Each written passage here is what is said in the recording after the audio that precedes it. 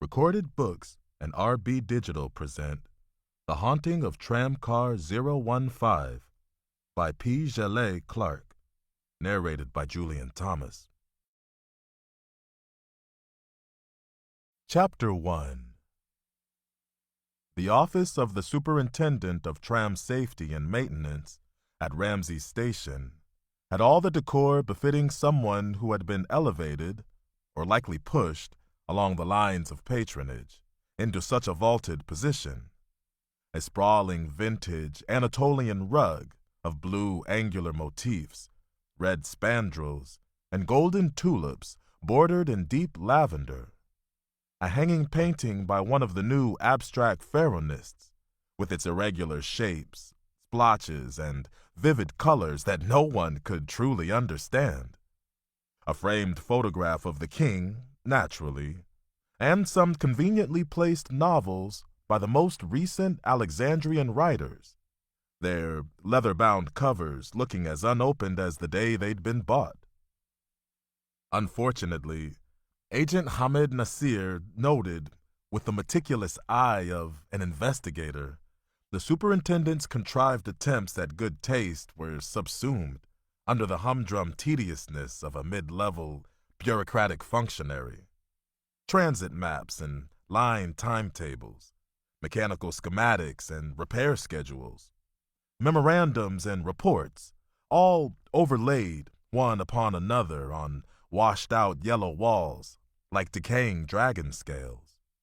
They flapped carelessly beneath the air of an oscillating copper fan, its spinning blades rattling inside its cage, as if trying to get out. And somehow still it was stifling in here, so that Hamed had to resist the urge to pull at the neckband of his white collarless shirt, thankful at least that the dark uniform he wore concealed any signs of perspiration in the lingering heat of late summer Cairo. The office's proprietor was seated in a high-backed chair behind a stained, coffee-colored desk. It showed signs of wear, and a fine crack led up one leg where the wood had been split.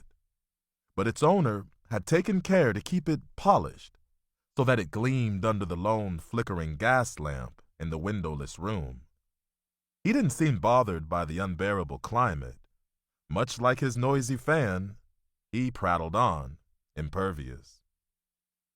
"It's odd that we call it a tram system," he intoned. His finger stood poised beneath a bold nose, sheltering a waxed mustache, streaked with gray that twisted and curved up at the ends. Hamed was amazed by the man's pomposity, behaving as if he were lecturing first-year students at university, and not speaking to agents of the Ministry of Alchemy, Enchantments, and supernatural entities. "It is really a Telfer system, when you think on it clearly," he droned on. "Trams are pulled along a single cable line, but, like Telfers, our cars move independently along any given line, even switching lines at given points, much like a train.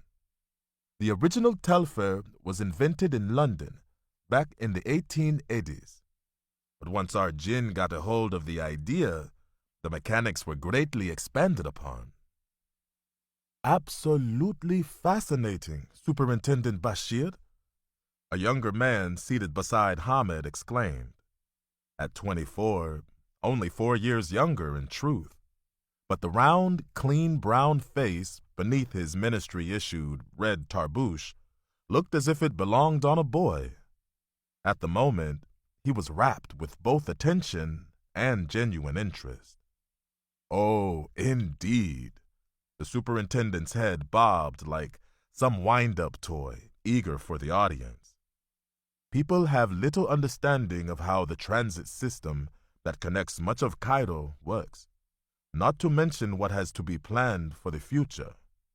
A city of over 2 million and growing is going to require..." To keep listening to this audiobook, I've left you a link in the description so you can do it at no cost thanks to Audible's 30-day free trial.